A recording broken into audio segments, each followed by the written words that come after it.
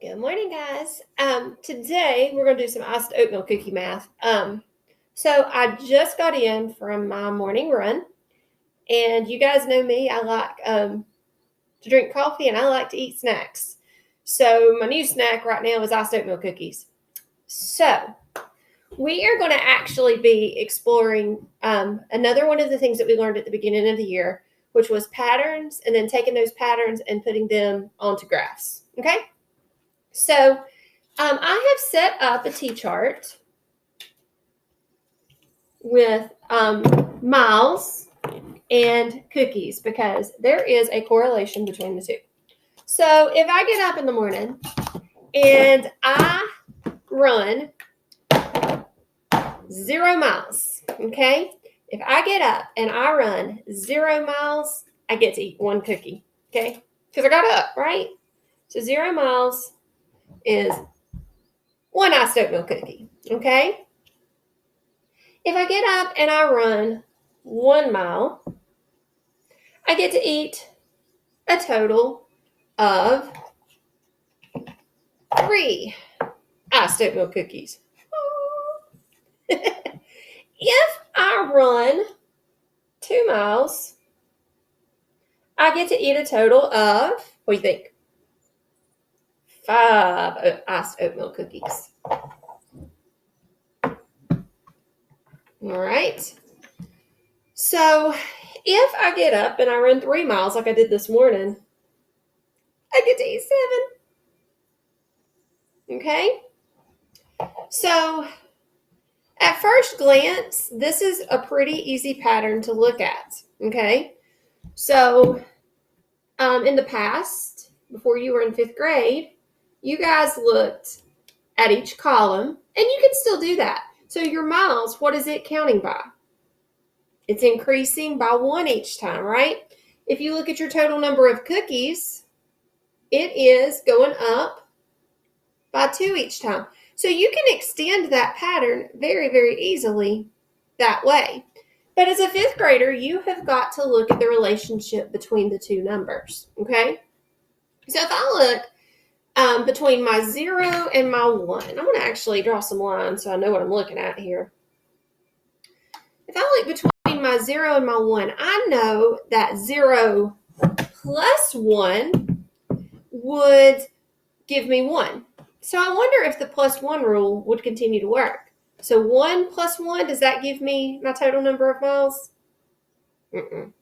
So that rule does not work, okay?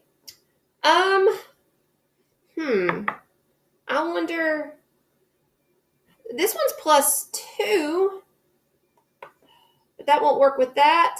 That's plus 3. Okay. So if you guys remember, we actually, at the beginning of the year, looked at how we could think about multiplication problems with this. So my rule is, it is miles times something plus something equals my cookies. Okay? So, 1 times 3 is 3 plus 0 times 3 plus 0. So 2 times 3 is 6 plus 0 doesn't equal 5. That doesn't work. I want you to think about what my rule is. I'm going to tell you here in just a second. But I want you to, if you need to pause it and you want to play around with it, you can. All right. So I said it was times something plus something. Check this out. 1 times 2 plus 1. Wonder if that's going to work.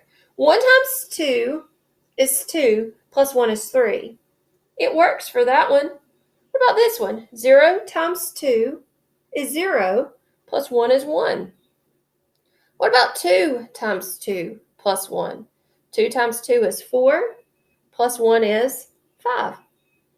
3 times 2 is 6 plus 1 is 7. So my rule is miles times 2 plus 1 equals my cookies.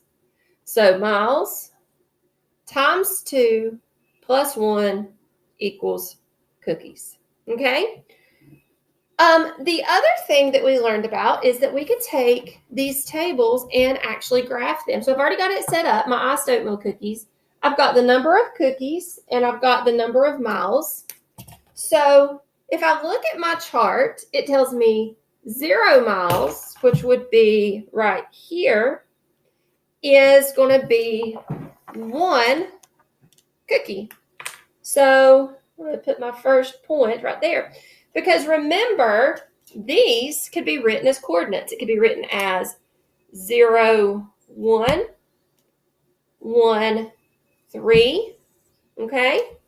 So my miles for 1 mile was 3 cookies. So 1, 3.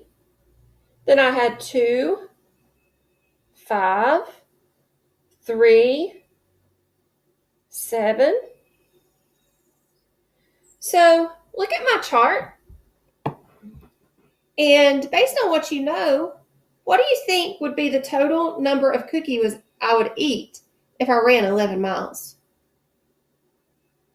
So I can continue this. I know that my y is going up by 2 with every mile.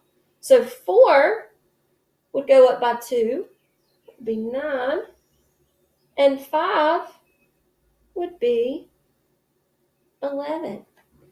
So guys, you can take patterns and graph them like this on a coordinate grid so that you can keep track of how my cookie eating increases with every mile that I run. Okay?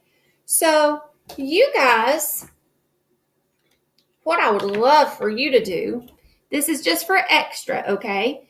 Because your work this week is on that choice menu where you pick 3 things. However, if you want a challenge and you want something to do, come up with a pattern like this, post it in the comments, and see if I can guess the rule, okay? And I will see you guys soon. Bye.